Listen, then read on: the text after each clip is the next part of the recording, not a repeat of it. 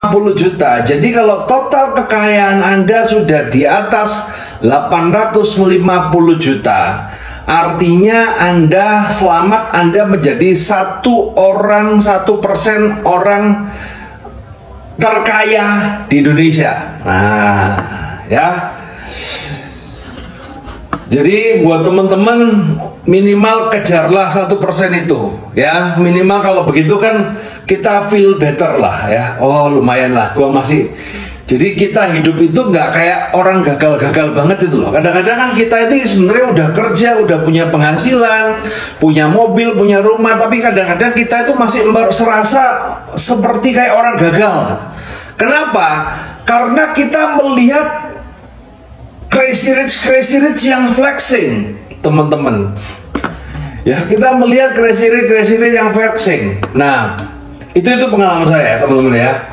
Nah, hari ini saya akan berbicara, saya akan share pada Anda bagaimana sih caranya saya menjadi dari from zero menjadi 1% orang terkaya di Indonesia. Masuk akal ya? Nah, oke lanjut ya teman-teman ya. Nah, oke. Nah, hari ini kita akan belajar namanya 5 jurus permodalan yang anti ribet. Oke. Saya bilang dulu ya teman-teman ya. Nah, disclaimer dulu buat teman-teman semua bahwa ini pelajaran tentang bagaimana kita berutang di bank. Dan saya ngomong tidak semua orang memakai jalan ini. Ya. Tidak semua orang menggunakan jalan ini. Artinya kita harus menghormatin orang-orang yang Pak saya memutuskan untuk tidak pakai hutang. Kita harus hormatin teman-teman. Karena memang nggak berarti kalau nggak pakai hutang itu pasti miskin. Nggak juga gitu loh. Nggak juga dengan utang kita pasti miskin. Nggak juga. Setiap orang itu mempunyai style yang berbeda-beda, mempunyai cara yang berbeda-beda untuk mencapai tujuan. Nah, hari ini saya akan share salah satu jalur, yaitu dengan lewat memanfaatkan pihak ketiga, yaitu perbankan. Saya ngajar mulai tahun 2010, jadi 12 tahun saya ngajar teman-teman ya. Dari 12 tahun saya mengajar teman-teman, saya melihat bahwa ya ada orang yang memang cocok menggunakan utang, ada yang nggak cocok. Jadi jangan dipaksain. Ya, jangan dipaksain teman-teman, santai aja. Kalau Anda merasa nggak cocok, nggak usah, nggak apa-apa gitu loh. Nah, bedanya adalah apa? Bedanya apa teman-teman? Orang yang tidak cocok menggunakan utang adalah orang-orang yang berdarah dingin. Ya, berdarah dingin itu maksudnya apa? Satu, Anda itu selalu mencari keamanan. Anda selalu mencari keamanan. Ketika sesuatu harus yang aman, Anda selalu mencari kepastian. Ya. Anda kalau berhadapan dengan ketidakpastian, Anda gelisah. Ya. Ini adalah orang-orang yang menurut saya adalah ini berdarah dingin dan ini memang tidak cocok untuk berhutang. Dan orang-orang seperti ini kalau berhutang malah cepat mati, teman-teman. Karena jantungnya dak-diduk stres. Ya. Di satu sisi ada orang yang memang cocok untuk berhutang. Ya. Biasanya ini adalah orang-orang yang berdarah panas. Ya. Ciri-ciri orang yang berdarah panas adalah selalu mencari tantangan. Kalau sudah sesuatu kepastian dia bosen. Dia kebalikan, teman-teman. Ya, dia selalu mencari tantangan, ya, mencari masalah, ya. Nah, orang-orang seperti ini memang cocok berhutang. Nah, cuman problemnya hari ini adalah apa? Bagaimana kita mengendalikan? Karena kalau yang seperti ini kemudian Anda berhutang tapi tanpa adanya pondasi, tanpa adanya ilmu. Ya maka ini seperti akan delujur kayak begitu aja. Nah hari ini kita akan belajar bagaimana sih pondasi berhutang yang baik dan benar berdasarkan pengalaman saya teman-teman ya. Nah, sekarang ini checklist untuk Anda yang mencari modal ketiga, pihak ketiga untuk pengusaha. Jadi saya yakin yang datang ke sini, yang hadir di kelas Zoom ini, ya, ini satu sudah jadi pengusaha ataupun karyawan tapi mau jadi pengusaha, ya. Nah, sekarang kita cek dulu apakah Anda cocok untuk pakai utang, ya. Satu, apakah Anda mempunyai skill bisnis yang akan Anda masukin atau yang sudah Anda masukin? Itu yang harus dijawab, teman-teman, ya. Ilmu hutang itu adalah ilmu kedua yang dipelajarin setelah ilmu jualan, teman-teman. Tidak boleh utang itu diajarin dulu, kemudian jadi tidak boleh Anda mempelajari utang dulu sebelum Anda bisa jualan. Jadi kata kuncinya adalah Anda harus bisa jualan dulu, teman-teman. Anda harus bisa jualan dulu, baru Anda belajar berutang. Ya. Pertanyaan saya adalah apa? Ya ini, apakah Anda mempunyai skill bisnis yang sudah Anda masukin? Artinya, kalau menggunakan utang, dilarang untuk menggunakan di bisnis yang kita nggak pernah. Ya, ibarat kata gini, teman-teman, kalaupun Anda mau belajar nyetir mobil, minimal nyetir mobilnya sendiri, teman-teman, daripada kamu belajar nyetir mobil pinjam mobilnya tetanggamu. Itu yang terjadi. Ya, yang terjadi adalah kalau rusak mobil sendiri ya sudah, yang rugi diri kita sendiri. Tapi kalau kamu diam-diam kamu nggak karena nyetir mobil tiba-tiba pinjam mobil tetanggamu kemudian rusak, itu jadi masalah. Tetanggamu pasti akan marah-marah, ya. Itu analoginya seperti itu, teman-teman, ya. Nah, yang berikutnya juga, apakah Anda mempunyai pengalaman mengelola bisnis serupa? Nah, kadang-kadang Anda sudah belajar ilmunya tapi belum ada pengalamannya. Nah, kadang-kadang gini, teman-teman, 3-4 tahun yang lalu ada fenomena bikin warung Indomie. Anda mungkin tahu ya, warung abnormal, pernah dengar nggak, teman-teman? Warung abnormal. Pernah ya? Nah, salah satu foundernya itu alumni kita CCR. Yang sekarang jadi CEO-nya itu adalah alumni kita CCR, ya. Kita zaman dulu kan bikin warung Indomie, warmindo kayak begitu, gitu aja rame ya. Saya ya bisa lah, cuman bikin Indomie doang, apa yang nggak bisa sih gitu. Kita kan punya seperti itu kan, bikin Indomie aja masa nggak bisa, dia bisa rame, saya pasti bisa lah. Cuman masa Indomie aja loh. Nah, tapi kenyataannya banyak orang bikin warung Indomie juga gagal, teman-teman. Nggak bisa serame abnormal ya, walaupun sekarang abnormal sekarang lagi penyesuaian karena kena COVID itu jadi mulai agak berantakan. Cuman sekarang udah mulai tertata lagi. Nah, ini yang harus pahamin. Jadi merasa bisa itu belum tentu bisa, teman-teman. Harus Anda bisa karena punya pengalaman. Tadi ada ya kan, Pak, saya sudah jualan spare part handphone. Oh, berarti Anda sudah pengalaman di bidang itu.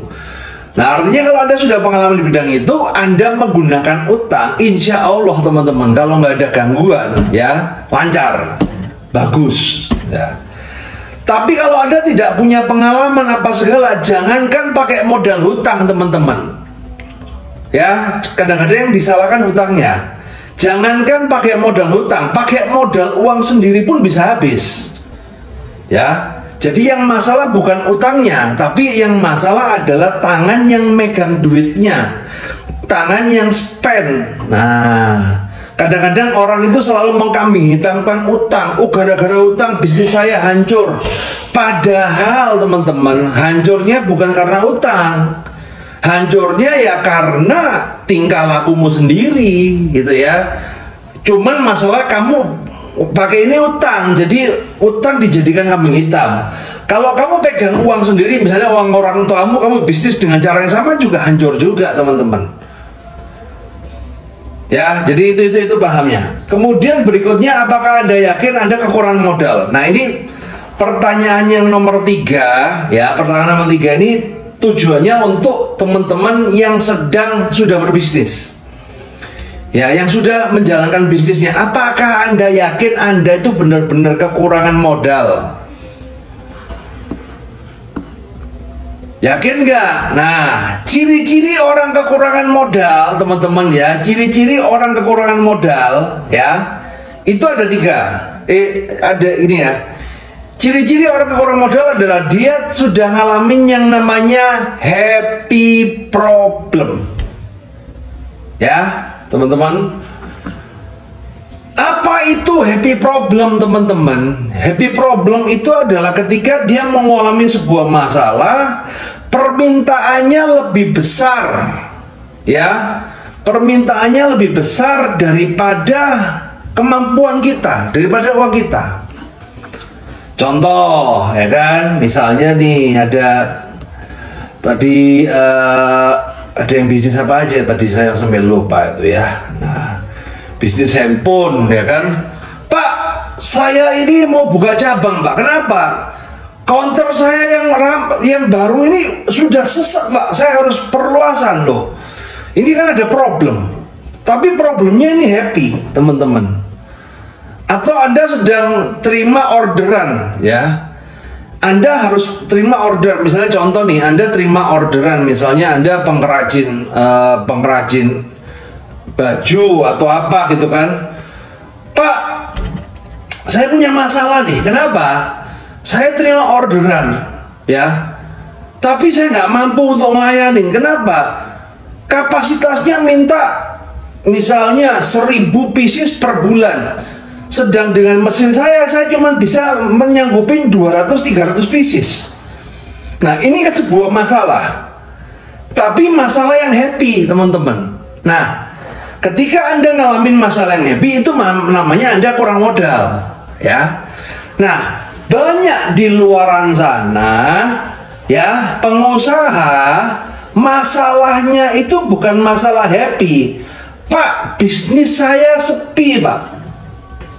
Saya kurang modal. Nah, ini yang jadi masalah, teman-teman. Kalau bisnismu sepi, itu bukan masalah kurang modal. Itu mungkin Anda kurang promosi. Nah, sampai sini dipahami ya, teman-teman ya. Nah, jadi definisi ketika Anda kurang modal adalah ketika Anda mengalami happy problem. Tapi kalau Anda bisnis sepi kemudian kurang modal, itu cuman kambing hitam, teman-teman ya. Nggak usah diturutin. Karena kalau kayak gitu tuh memang, kalau kita kurang duit pasti kepinginnya ke bank untuk pinjam. Itu pasti naluri, teman-teman. Itu sebuah naluri, ya. Kenapa? Karena begini, teman-teman ya kan. Contoh ya, karena begini. Naluri ini saya tanya pada Anda deh. Siapa yang di sini pernah diajarin cara berutang yang baik dan benar sama orang tua atau keluarga atau gurunya? Coba deh, dicet aja deh. Siapa yang di sini pernah diajarin cara berutang yang baik dan benar untuk sama gurunya atau sama keluarganya? Nggak ada toh? Belum pernah ya? Nah, pertanyaan saya, apakah Anda yakin orang tua Anda, keluarga Anda, guru Anda nggak punya utang?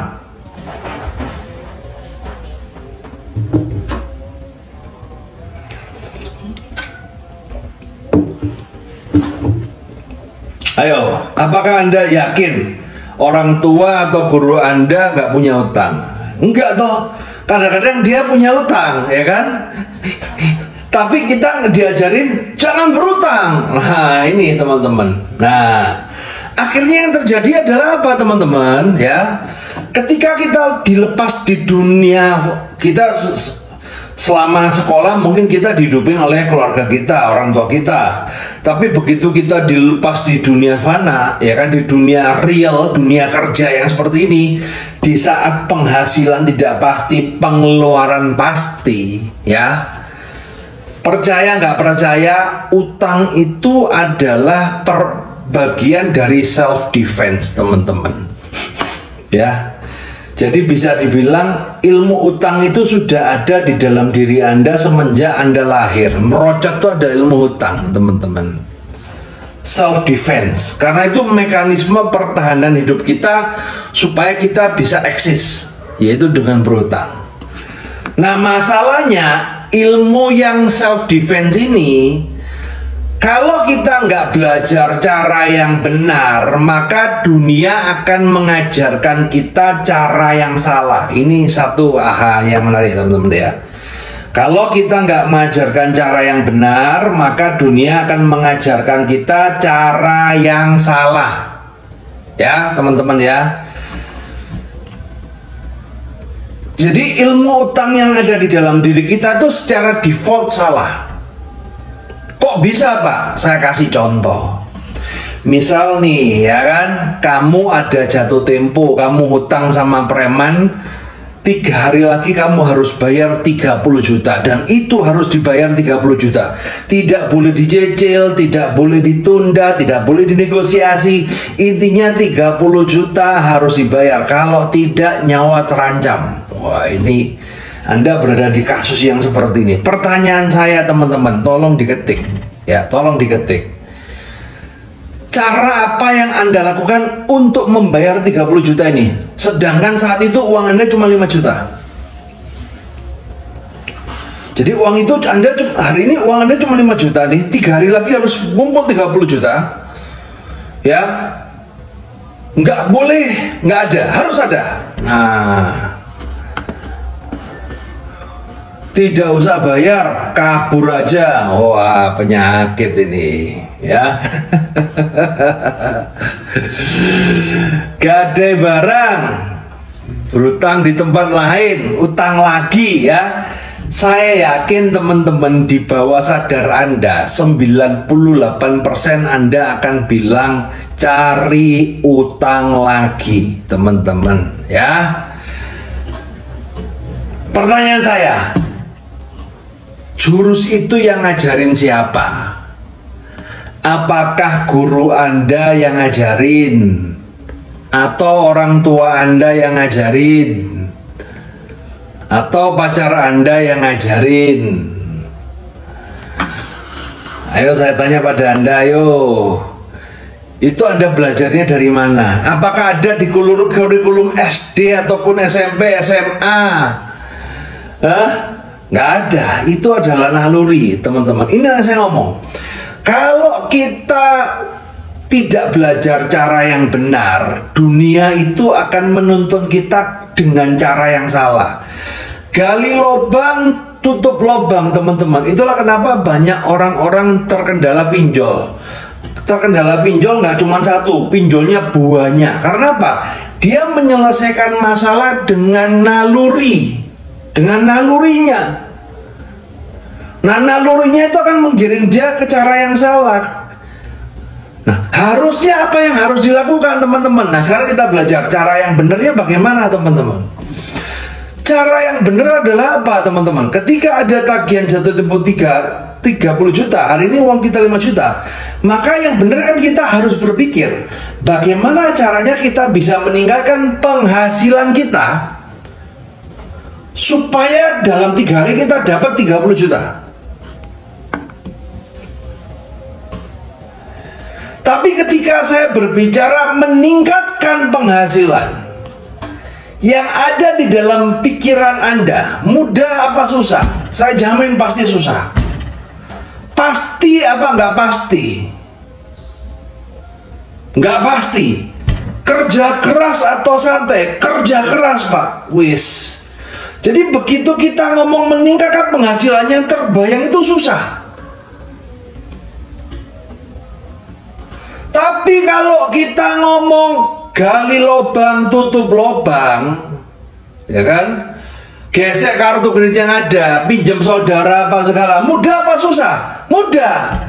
Pasti apa nggak pasti? Pasti. Kerja keras apa santai? Santai. Nah, ini teman-teman. Inilah yang saya ngomong, teman. Ini yang harus kita rubah. Ini yang harus kita rubah, teman-teman. Karena dunia akan mengajarkan cara yang mudah. Tapi cara yang mudah itu menyesatkan.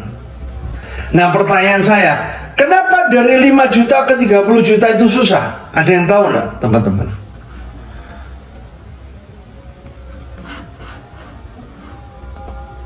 Kenapa pikir Anda susah? Karena nggak pernah dilatih. Ya teman-teman ya. Jadi mungkin saya ngomong, Anda hari ini omongan saya, Anda seperti kayak nggak masuk akal. Pak, gimana caranya Pak? 5 juta 3 hari dapat 30 juta itu nggak mungkin. Nggak mungkin. Sebenarnya bukan masalah yang besar. Masalahnya kayak begitu. Anda aja yang masih kecil teman-teman. Saya juga dulu juga nggak mungkin Pak. Nah, kenapa? Karena nggak pernah dilatih. Tapi kalau Anda hal ini Anda latih terus menerus, yang tidak mungkin menjadi mungkin, yang susah menjadi mudah. Karena sekali lagi teman-teman ya, sekali lagi ya, tidak ada yang namanya susah. Sekali lagi teman-teman ya, ini penting ya, tidak ada yang namanya susah. Ya, yang ada adalah belum terbiasa. Jadi ketika Anda melihat suatu masalah apa segala, jangan ngomong di diri Anda susah. Oh susah, enggak, belum kebiasaan, belum terbiasa teman-teman. Kalau sudah biasa nggak ada yang susah teman-teman. Saya percaya masyarakat Indonesia, bangsa Indonesia, nggak ada orang goblok. Ya saya ngomong ya, nggak ada orang goblok. Jadi kalau ada orang merasa dirinya goblok, itu goblok sendiri dia itu. Karena di Indonesia itu tidak ada orang goblok. Saya bisa kasih satu bukti. Segoblok-gobloknya Anda, tapi kalau ngerasani tetangga, pasti lancar. Segoblok-gobloknya Anda, kalau ngerasanin orang, ya, bahasa Indonesia Anda pasti lancar. Kalau Anda bener goblok, harusnya sekarang itu Anda nggak bisa ngomong ataupun susah ngomong. Buktinya kalau Anda ngerasain orang pasti lancar, artinya tidak ada orang goblok. Cuman masalah yang banyak adalah orang malas teman-teman. Ya, yang banyak itu orang malas. Karena kalau Anda bodoh, seharusnya kalau memang Anda merasa diri Anda bodoh, harusnya Anda sekarang pun nggak pinter bahasa Indonesia. Ya, nggak pinter bahasa daerah. Ya, Anda bisa bilingual, bisa Indonesia, bisa bahasa daerah, bisa ke luar negeri pun bahasa Tarsan pun jadi. Loh, itu kan pinter toh kita teman-teman.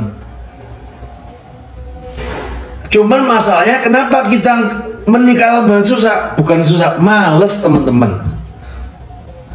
Males, udah gitu aja. Nah, oke lanjut ya. Nah, hari ini kita belajar ya. Nah, sekarang kita belajar bagaimana sih kita mendapatkan permodalan ya. Oke lanjut ya. Jadi gini, opsinya satu teman-teman. Permodalan, saya akan ngajarin Anda permodalan kartu kredit ya. Permodalan kartu kredit adalah permodalan terbaik nomor 2 di dunia menurut saya ya. Permodalan bank itu terbaik nomor 2 di dunia. Tahu nggak nomor satunya apa? Ada yang tahu nggak nomor satunya apa? Permodalan terbaik nomor 1 di dunia adalah modal sendiri. Ya. Jadi kalau dibahas, Pak, saya anti utang Pak, saya pakai modal sendiri. Setuju.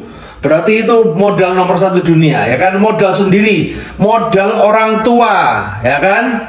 Nah, modal Bank Jepang, tahu kan modal Bank Jepang? Modalnya dalam bentuk yen.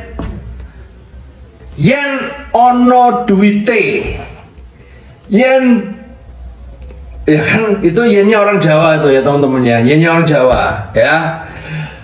Yen Bapak Musuge itu yennya orang Jawa teman-teman ya. Nah, tapi ketika kita permodalan ya, jadi gini teman, permodalan itu ada 2 opsi. Anda mau pakai perbankan atau Anda mau pakai pribadi. Intinya kan Anda nggak punya uang, Anda mau pinjemnya uangnya orang. Tinggalnya pakai perbankan atau pribadi. Setiap orang beda-beda teman-teman ya. Ada orang yang lebih senang pinjam ke saudara. Saya tidak menyalahkan apa-apa. Ya nggak apa-apa. Ada orang yang berbisnis senengnya nggak pakai utang, ya bagus. Nah, Anda orang yang berbisnis lebih baik pakai bank. Kalau saya termasuk golongan ini. Ketika saya mau berbisnis, saya nggak punya uang dan saya mau pinjam, maka saya lebih baik pinjam ke saya lebih baik pinjam ke bank daripada pribadi. Kenapa? Karena pengalaman saya berbisnis kalau dimodalin orang lain, entah itu saudara, entah itu mertua, entah itu kawan, ya. Pengalaman saya yang hadir selalu pengalaman buruk. Selalu yang terjadi endingnya adalah drama Korea, ya.